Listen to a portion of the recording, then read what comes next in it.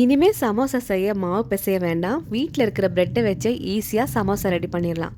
இப்போ அதுக்காக ஒரு பவுல்ல 250 கிராம் அளவுக்கு சிக்கன் வந்து சின்ன சின்ன பீஸா கட் பண்ணி சேர்த்துக்கலாம். 1 கப் அளவுக்கு தயிர், உப்பு, இது கூட தந்தூரி மசாலா எல்லாம் சேர்த்து நல்லா வந்து பிசைஞ்சு விட்டுக்கலாம். இப்போ கொஞ்சமா ஆயில் சேர்த்துட்டு நல்லா வந்து ஃப்ரை பண்ணி எடுத்துடலாம்.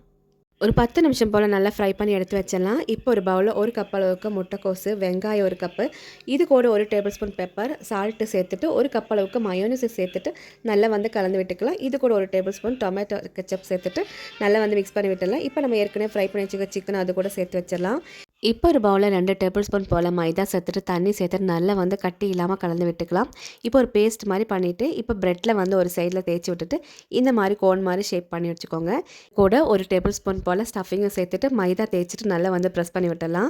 இப்போ இது கூட 2 முட்டை, பெப்பர் எல்லாம் சேர்த்துட்டு நல்லா கலந்து விட்டுட்டு நம்ம ப்ரெட் கோன் வந்து அதில் வந்து ப்ரெஸ் பண்ணிவிட்டு ப்ரெட் க்ரம்ஸில் நல்லா வந்து டிப் பண்ணி எடுத்துக்கலாம். இப்போ நம்ம வந்து ஒரு கடாயில் ஆயில் சேர்த்துட்டு நல்லா வந்து ஃப்ரை பண்ணி எடுத்துடலாம்.